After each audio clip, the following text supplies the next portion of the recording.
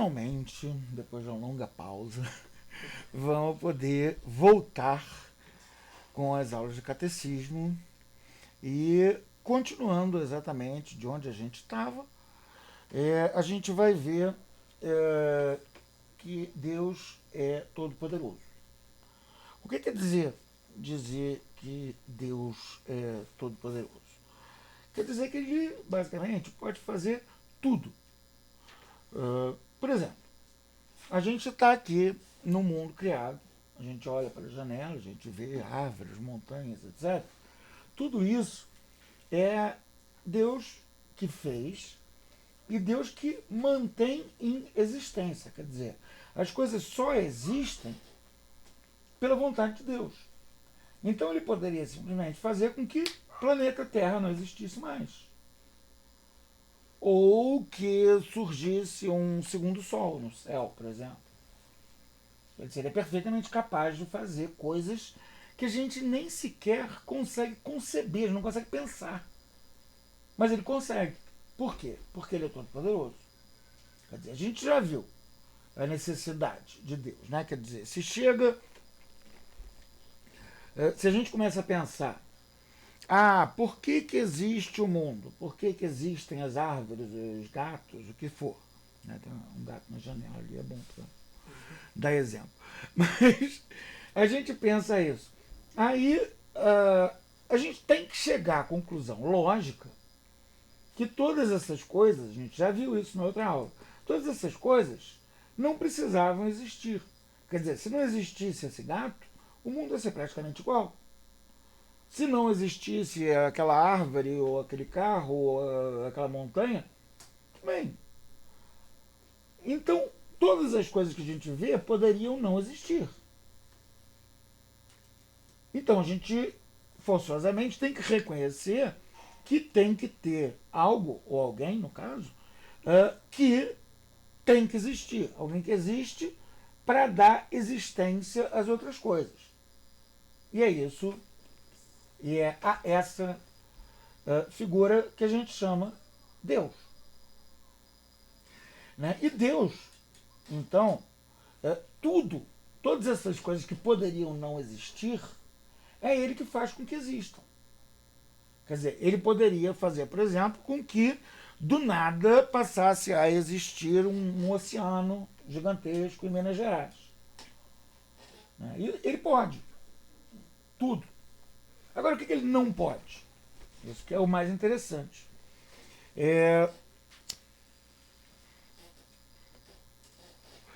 Ele não pode ser deficiente. Quer dizer, não pode faltar uma coisa nele. Porque ele é perfeito. A gente pega a gente, por exemplo. Você é um rapaz jovem, forte.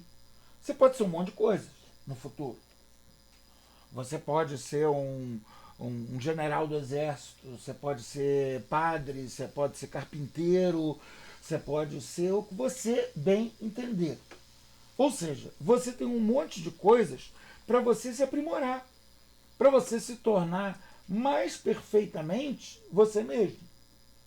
Você não está pronto. Você está se aprontando para a vida. Né? Você ainda nem faz a barba. Ou seja, você vai ter pela frente esse monte de coisas. Você vai fazer escolhas.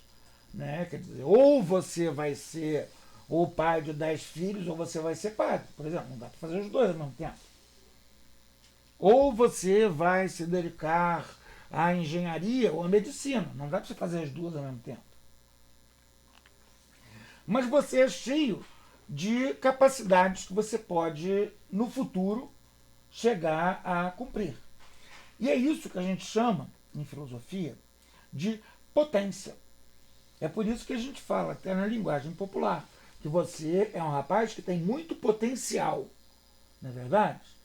Você tem o potencial de ser médico. Um menino mais burrinho não teria. Você tem o potencial de ser um atleta. Um menino que tenha um problema qualquer, seja cadeirante, não teria. Quer dizer, você tem um monte de coisas em potência.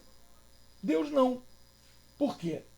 Porque isso, na verdade, significa que você ainda não é perfeitamente você. Você ainda não é aquela pessoa que Deus te fez para ser. Que é uma coisa que eu espero que você alcance na sua vida. Mas você ainda não é. Ou seja, está faltando algo. Está faltando você crescer, você se casar, ter filhos, entrar para o seminário, ou estudar tal coisa, para você chegar a ser 100% aquilo que Deus criou para ser. Já Deus não. Deus é perfeito. Deus já é tudo. Ele não tem potencial nenhum. Ele é todo, como a gente diz em filosofia, ele é todo em ato. Quer dizer, eu sou professor em ato. Quando eu tinha sua idade, eu era professor em potência. Eu tinha capacidade de um dia me tornar professor. E me tornei. Agora, eu era ciclista. Eu andava 100 km por dia de bicicleta.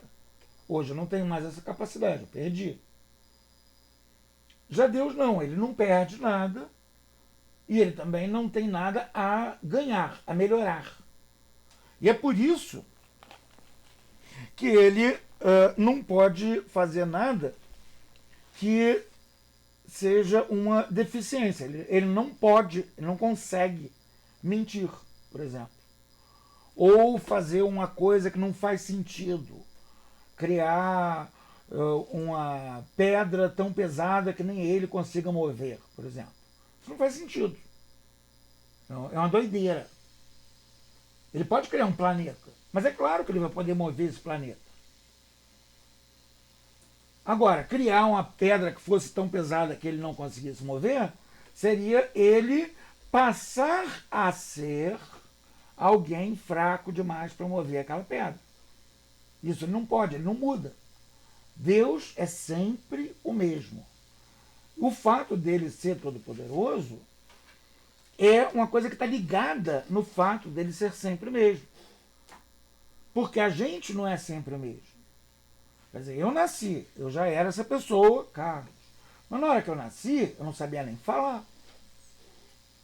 Aquele monte de coisas que eu tinha em potencial, eu fui desenvolvendo algumas, outras eu deixei para trás. Né? São as escolhas que a gente faz na vida. Alguém para ser um atleta olímpico sei lá, ginástica olímpica, tem que começar com 7 anos de idade. Você já não tem mais o potencial para isso. Mas quando você tinha 7 anos de idade, você tinha esse potencial, você podia. Talvez, se você tivesse se dedicado a isso. Né? Deus não. Deus é perfeito. E porque ele é perfeito, ele é todo poderoso. Porque ele é tão perfeito que ele é aquele que precisa existir para dar existência às outras coisas.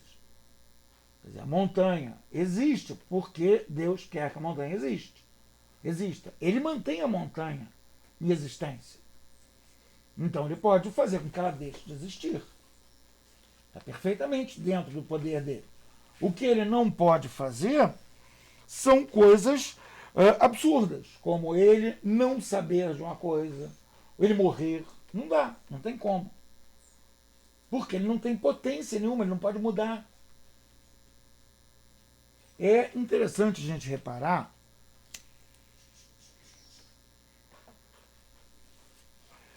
que a revelação cristã nos mostra que Deus é esse Deus Todo-Poderoso e nos mostra também que exatamente pelo fato dele ser perfeito e ser todo-poderoso, ele não pode mentir, não pode mudar, etc. Já os muçulmanos, eles acreditam num Deus que poderia, por exemplo, mentir. O Deus deles pode mentir, pode fazer coisas absurdas na cabeça deles. Por quê? Porque eles não têm a revelação que nos ensina isso. O que é Deus ser todo-poderoso?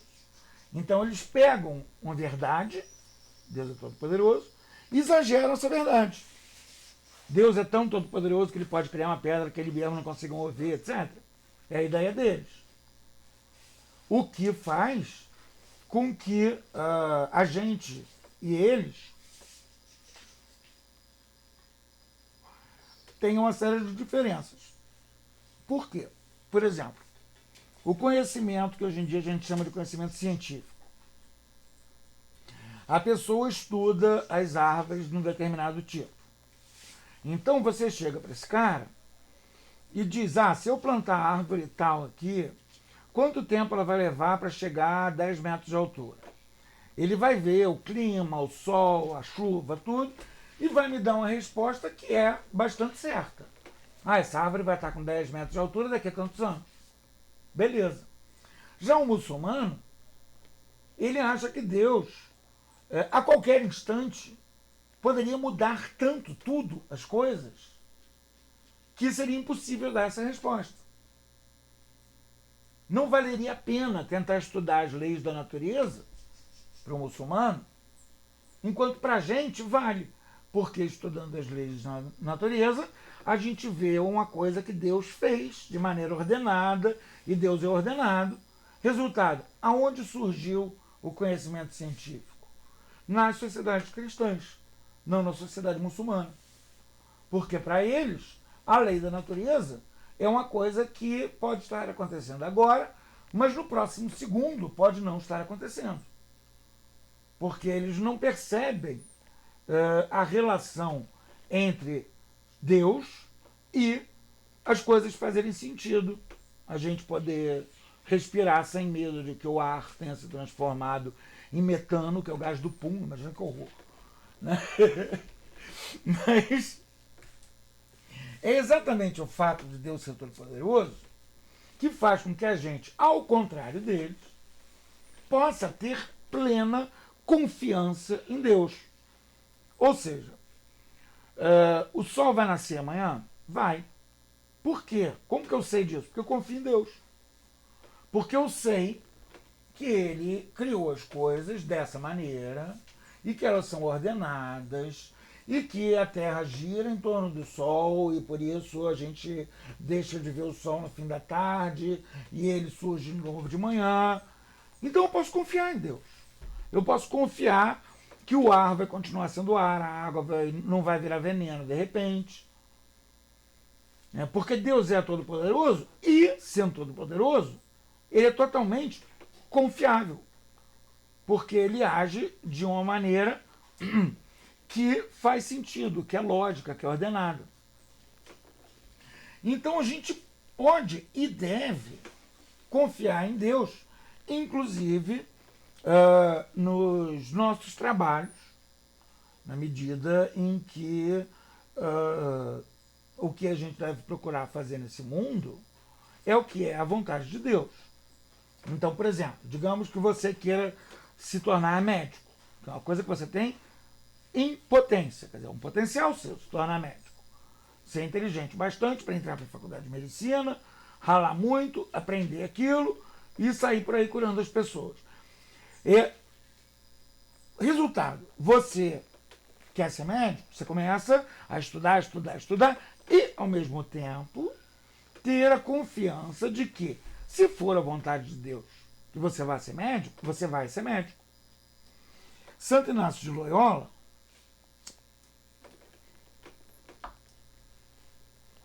tinha uma frase tão linda que ela foi posta de forma abreviada na bandeira do Estado do Espírito Santo, que é aquela bandeira que você vê ali. Trabalha como se tudo dependesse de você e confia como se tudo dependesse de Deus. Justamente, é o que a gente tem que fazer. Trabalhar como se tudo dependesse da gente e confiar como se tudo dependesse de Deus. Quer dizer, a gente aqui está construindo essa capela, já está acabando o banheiro para a área de camping, daqui a pouco vai começar a levantar o refeitório. Para quê? Para a gente fazer um lugar para as pessoas virem fazer cursos e retiros. Lindo. Agora, basta ter vontade de fazer? Não. A gente tem que fazer a nossa parte, correr atrás, trabalhar. Agora, basta trabalhar? Não. A gente tem que ter confiança em Deus. Porque se a gente estiver fazendo uma coisa que não é da vontade de Deus, provavelmente a gente não vai conseguir fazer. Então a gente tem que procurar fazer o que é da vontade de Deus. Você sendo médico, por exemplo, você se tornará médico para curar as pessoas. Não para matar a bebê na barriga da mãe, por exemplo. Você está indo contra a vontade de Deus. A gente tem essa capacidade também de ir contra a vontade de Deus. Mas é uma roubada. Porque a gente vai contra a vontade de Deus, onde é que a gente vai parar? No inferno, não vale a pena.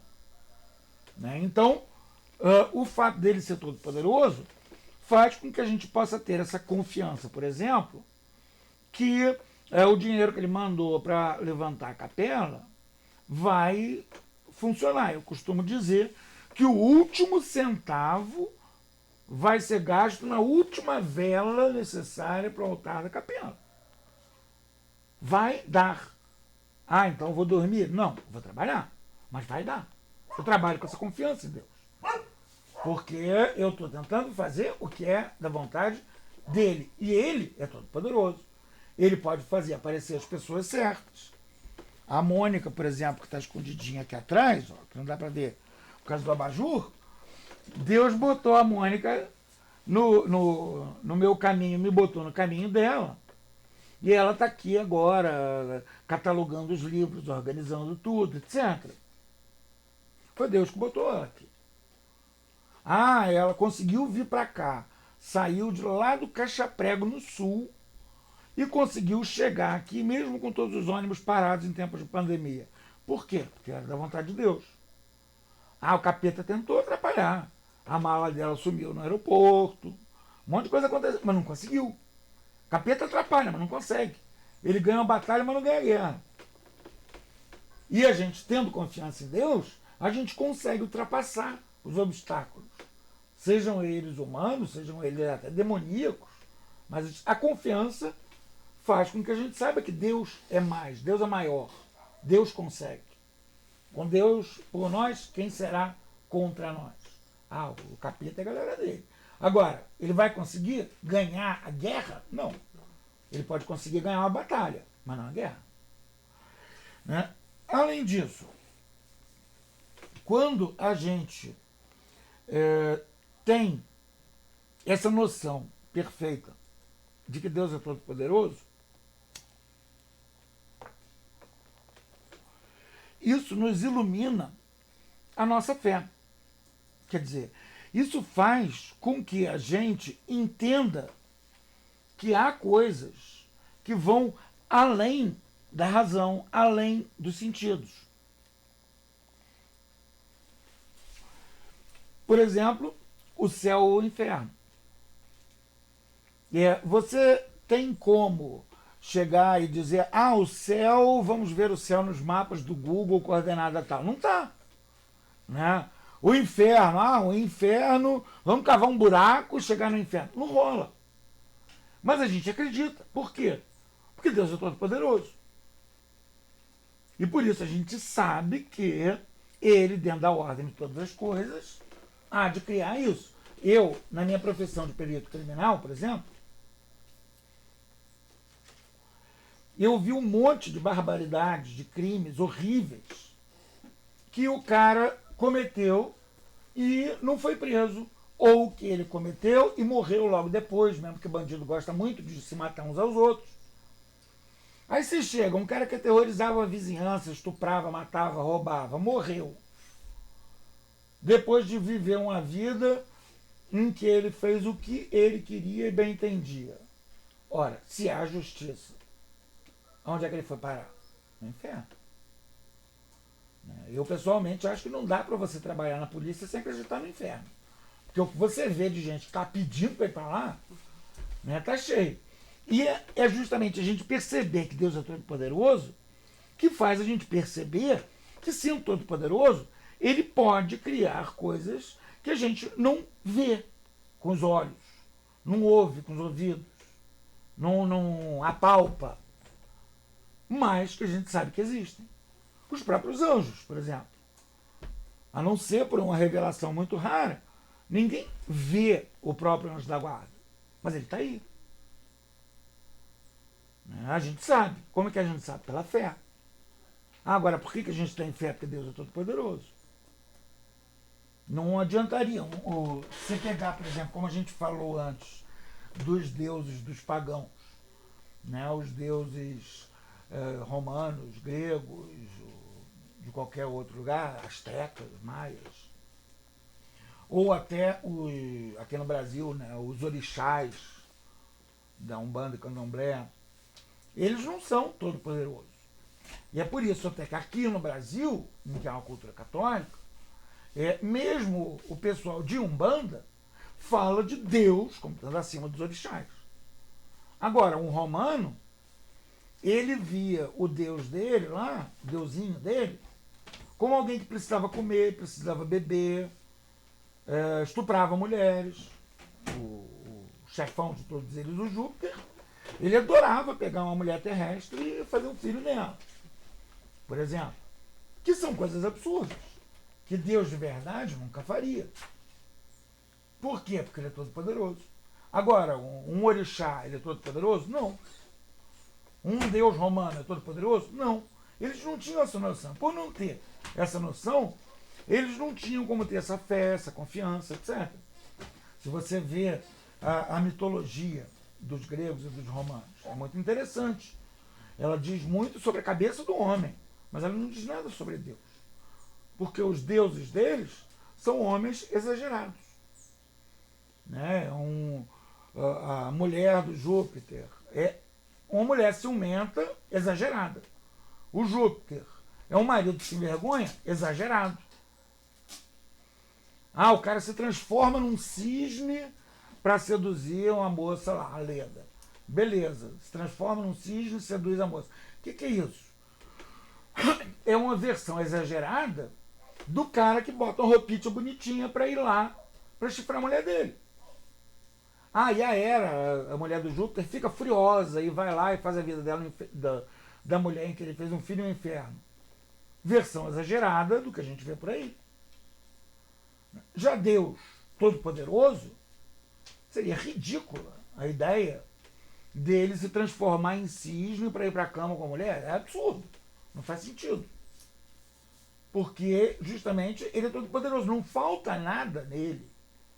Você querer uma mulher é porque falta alguma coisa em você. Né? Eu só quero um xodó que acabe meu sofrer. Aí você procura a mulher, porque você quer a mulher. Está faltando mulher na sua vida. Aí você procura a mulher. Beleza. Normal. É por isso que as pessoas se casam. Graças a Deus isso existe. Mas Deus não é assim. Não está faltando nada nele. Se você pega no comecinho da Bíblia, quando Deus criou Adão, ele disse: não é bom que o homem esteja só. Vamos criar uma companheira.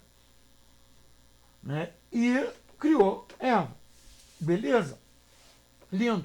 Mas Deus não é assim. Ele, antes de existir o tempo, era só Deus. Aí ele criou o tempo, criou o espaço, criou os planetas, as estrelas, etc. Criou, finalmente, o ser humano. Mas tudo isso ele fez por amor.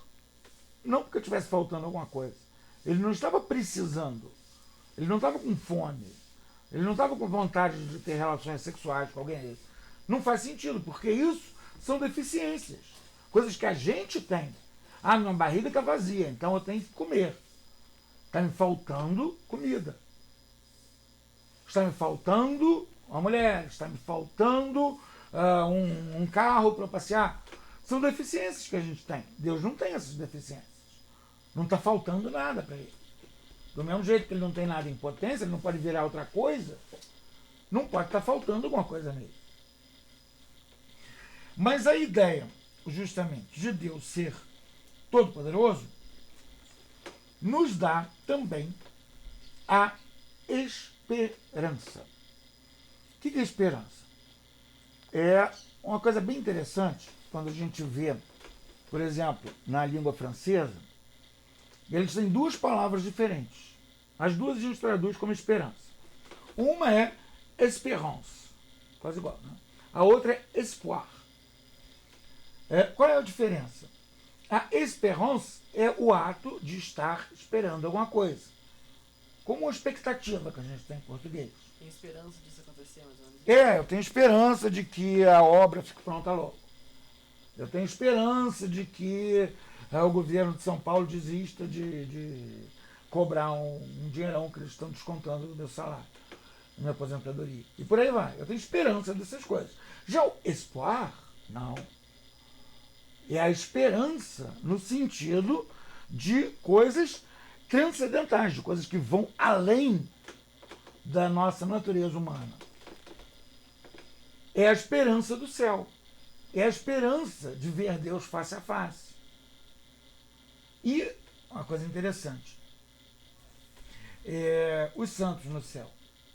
Como é que os santos no céu, que não tem mais olho, não tem mais ouvido, não tem mais nada, se deixou no corpo, que foi enterrado, muitos apodreceram, outros estão lá sendo expostos, né, que tem muitos corpos de santos que nunca apodreceram, por um milagre, né, uma coisa que Deus fez, porque Ele é todo poderoso, Ele consegue. Mas a alma deles não tem mais olho, não tem mais ouvido, não tem mais nariz. Como é que ela sabe das coisas? Porque as coisas só existem em Deus. Né? Então, essa caneca, por exemplo, essa caneca, ela existe porque Deus a mantém em existência. Então, o santo que está lá olhando Deus face a face, ele vê como as coisas são em Deus, desde a caneca até a nossa alma. Então, ele vai saber mais sobre a nossa alma do que nós mesmos. Porque ele vai saber o que está faltando em mim, para eu ser perfeitamente o Carlos que Deus quis. O que está faltando em você, que ainda está no começo da vida, tem tanta coisa para fazer. Né? Ele sabe qual é o caminho. Aí por isso você pede para um santo te ajudar, para ele pedir a Deus. Ele sabe direitinho o que é para pedir, como que é para pedir, porque ele sabe como que Deus quer você, onde que Deus quer você, e por aí vai. Então a gente tem essa esperança de estar junto com eles, de ser um deles. Porque todo bem que a gente tem na Terra, quer dizer, sei lá, o gatinho, é uma delícia o gatinho vir, subir no colo, a gente fazer cafuné, o gatinho ronronar. É um bem. As flores são lindas, é um bem. Uma moça bonita, porque você, rapaz solteiro, se apaixona, é um bem. Você até chama ela de meu bem. Né? Agora, todos esses bens, eles são o quê?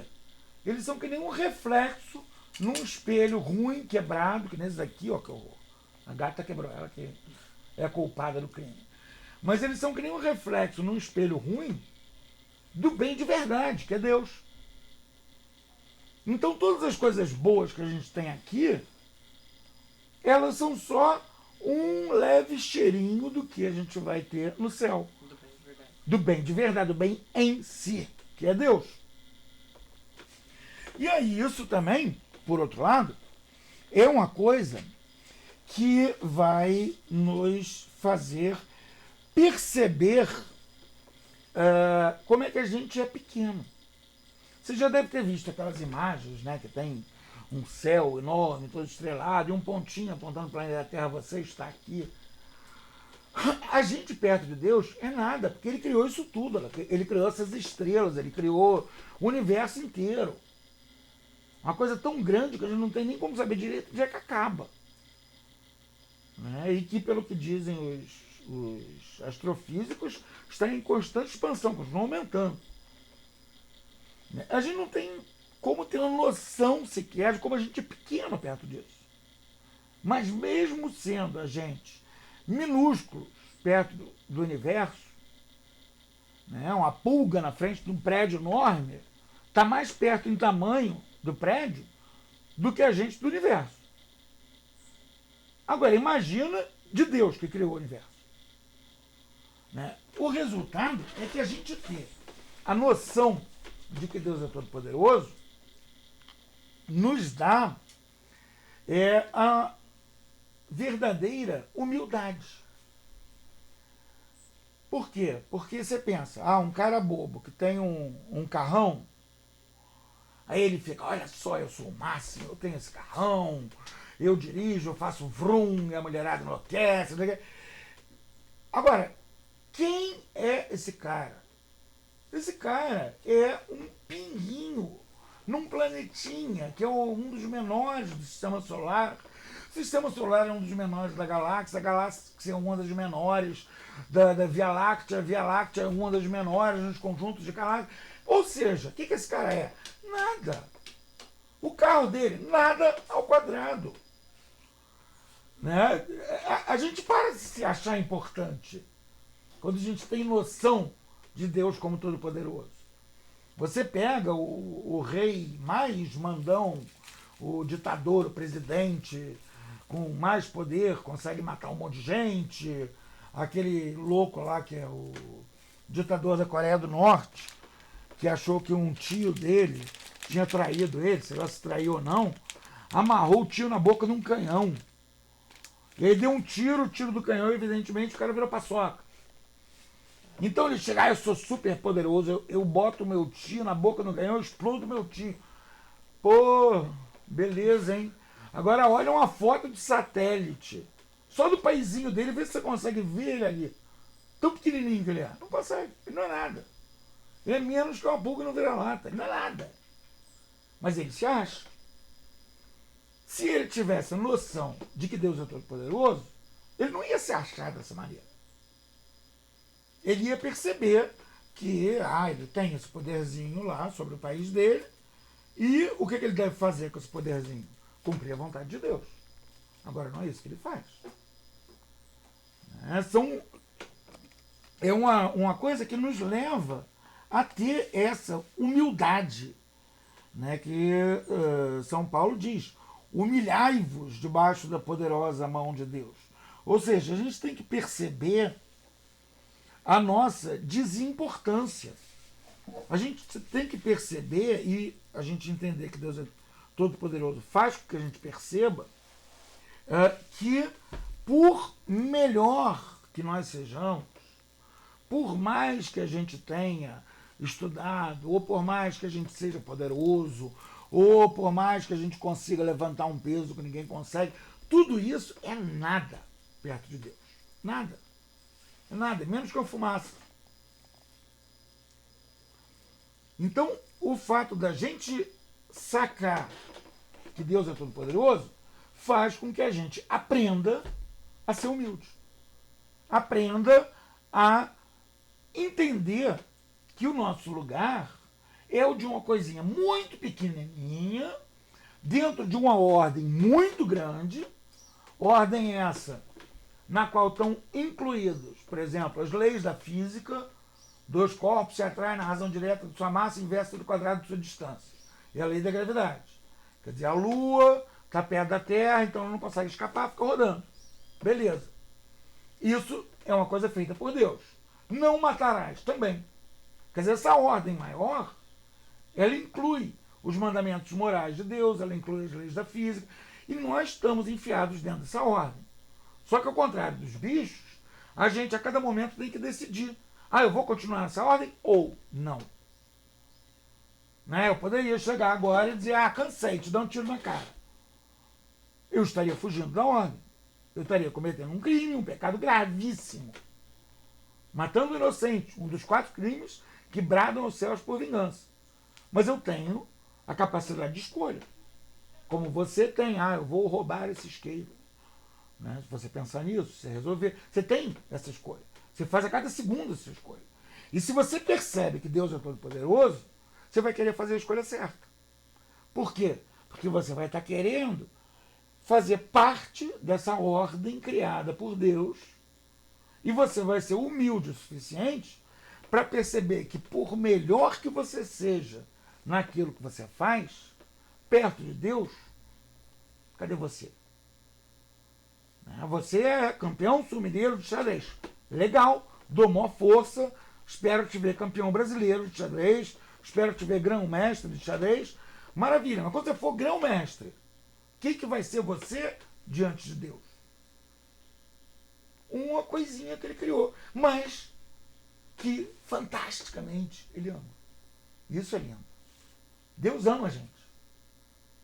Deus ama a gente como é pra gente ser.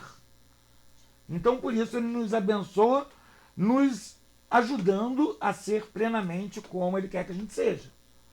Quer dizer, você vai lá estudar mais técnicas de xadrez, ler os livros do Kasparov, ficar estudando, vendo todas aquelas entradas, saídas e maluquices todas. O que você está fazendo? Você está se colocando dentro dessa ordem. Como uma pecinha pequenininha, né, né? Que você pode ser um grão-mestre de xadrez, o pedreiro nunca vai ter ouvido falar de você. Você pode ser o ditador da Coreia do Norte, do mesmo modo o pedreiro não sabe o nome dele. Ainda que todo mundo na Coreia do Norte, onde o cara vive, seja obrigado a andar com uma foto dele presa na roupa. Mas isso é só lá. E daqui a 300 anos, só os historiadores vão se lembrar do nome dele. Né? Acabou. Eu costumo rir muito com um salmo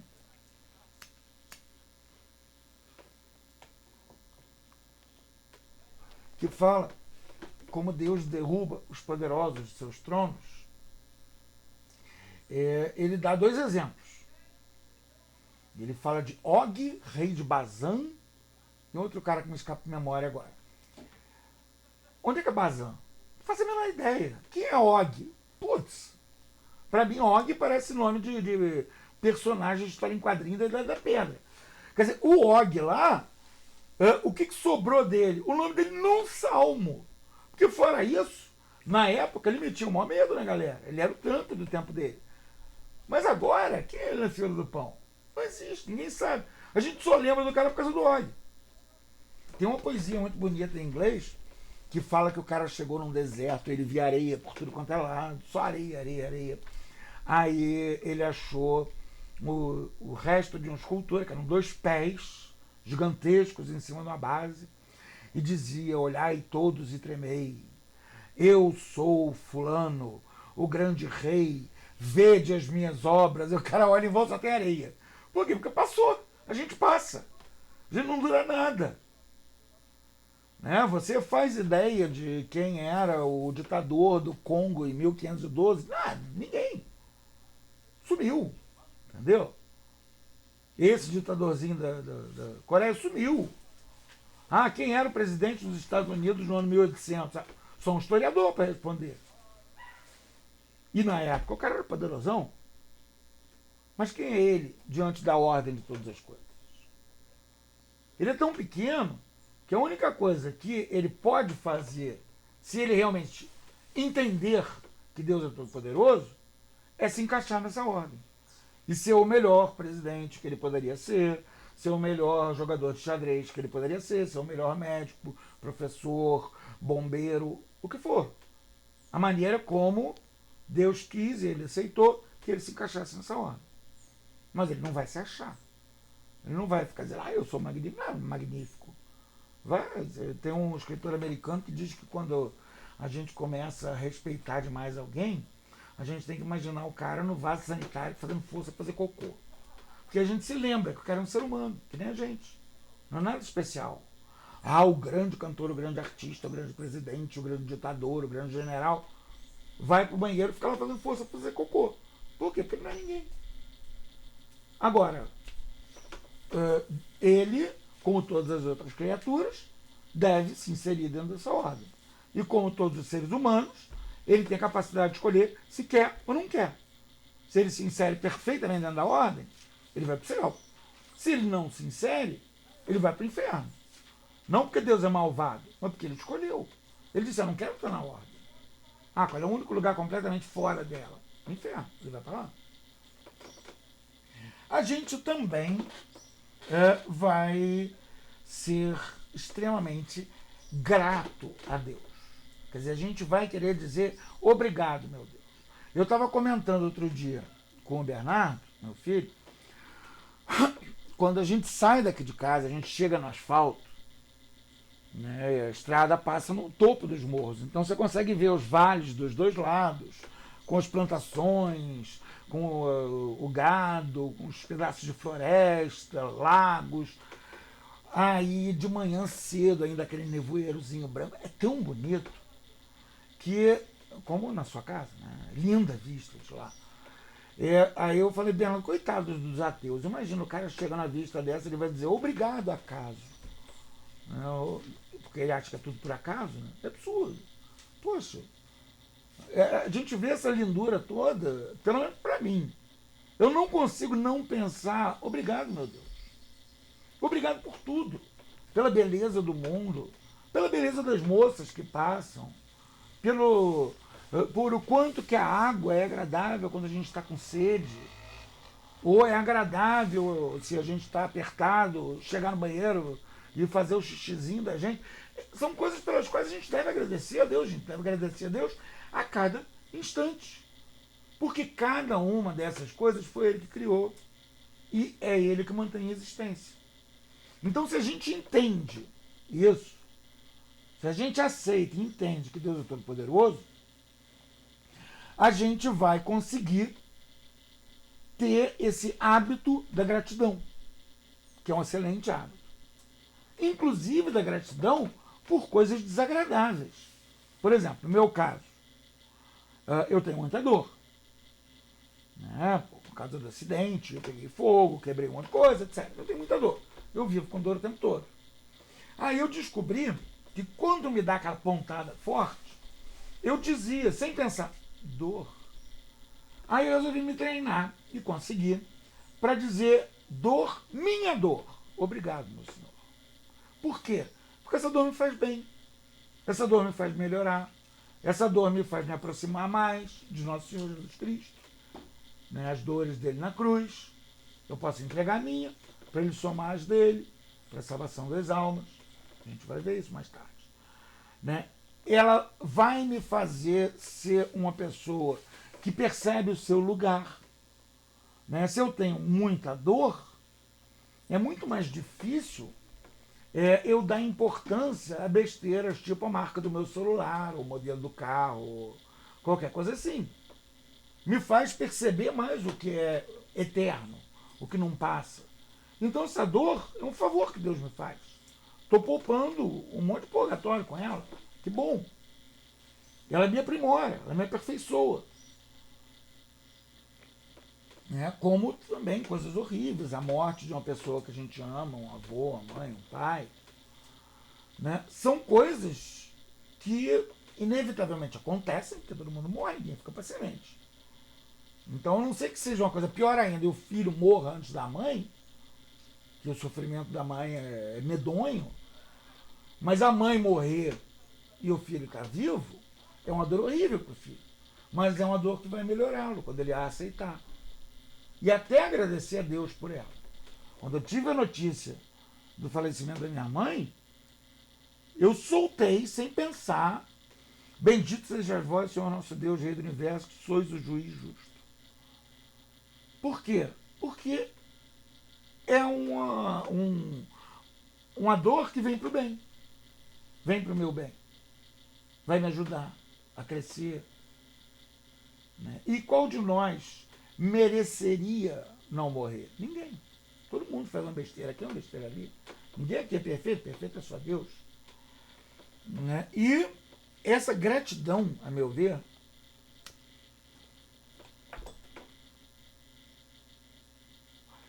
é um dos pontos mais importantes da vida. A gente aprender a ser grato. A gente aprender a reconhecer a bondade de Deus para conosco.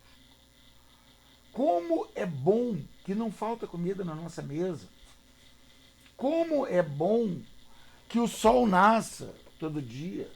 Como é bom que seja tão lindo o sol baixando e a luz do sol sendo filtrada por entre as árvores. Como é bom ver a capela, que é um agradecimento a Deus, subindo. Como é bom ter um monte de cachorro bobão que vem me lamber a cara. Tudo isso é maravilhoso, são mimos de Deus. E a gente aprender a dizer obrigado, meu Deus. A cada segundo de vida, eu acho que é uma das melhores receitas para a gente se inserir na ordem de todas as coisas. Para a gente estar junto de Deus.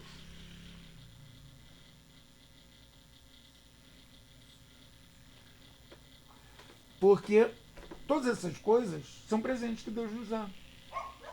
O beijo da mãe, o abraço, a comida, o conforto, o casaco quando você está com frio. Tudo isso são coisas pelas quais a gente deve agradecer a Deus. Para ter esse hábito da gratidão. Porque o hábito da gratidão vai nos ajudar a entender o quanto Deus é poderoso. E o fato de Deus ser todo poderoso vai nos levar a ter mais gratidão. É o que a gente chama de um ciclo virtuoso. Uma coisa ajuda a outra. Né? Então é um hábito que a gente deve procurar ter na vida. Ser grato, muito grato, o tempo todo. Não precisa ficar aos berros. Mas você pensar, obrigado, meu Deus. É uma coisa que vai te ajudar a ver o mundo de uma outra maneira, quando isso se torna um hábito. Né? Você agradecer a Deus por cada coisa boa, pelo cafezinho que eu tomo na padaria. Tudo isso é maravilhoso. Então é bom a gente agradecer a Deus. É uma maneira de nos educar e, ao mesmo tempo, fortalecer a nossa fé.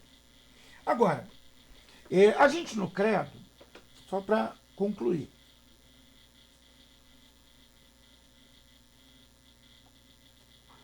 a gente diz: creio em Deus Pai Todo-Poderoso. Isso quer dizer que o Filho não é todo-poderoso? Não. Isso quer dizer que o Espírito Santo não é todo-poderoso? Não. Por quê? Porque Pai, Filho e Espírito Santo são três pessoas em um só Deus. E Deus é todo-poderoso. Quer dizer, não tem três todopoderosidades andando por aí. Tem um Deus que é todo-poderoso e que é três pessoas. E por isso não há uma diferença. Por isso que o Nosso Senhor disse: ninguém pode vir ao Pai se não for por mim. Você não tem como separar um do outro. Você não tem como jogar uma pessoa da Santíssima Trindade contra a outra. Nosso Senhor, que é a segunda pessoa da Santíssima Trindade, quer uma coisa, e Deus Pai quer outra, e Espírito Santo quer uma terceira. Não. O querer é um só. O ser todo-poderoso é um só. Então você não tem como separar isso. Agora, a gente diz, creio em Deus Pai Todo-Poderoso, porque, como a gente vai ver no resto do credo, é Deus Pai que gerou, não criou, gerou Deus Filho. E Deus Espírito Santo, ele vem do Pai e do Filho. Ou seja, o que está mais na origem de tudo, antes de todo o tempo? Deus Pai. Então a gente fala que é em Deus Pai Todo-Poderoso. Mas isso não diminui o poder das outras pessoas na Santíssima Trindade. Então a gente viu agora a questão de Deus Pai Todo-Poderoso, e na aula seguinte a gente vai falar de Deus Criador do céu e da terra, e isso vai ser uma introdução a uns assuntos assim, que o pessoal hoje em dia acha muito palpitantes, né, de anjos, demônios, etc. Quer dizer, vai ser na aula seguinte. Mas nessa agora a gente viu a questão de Deus ser todo-poderoso. E louvado seja nosso Senhor Jesus Cristo. Sempre seja louvado.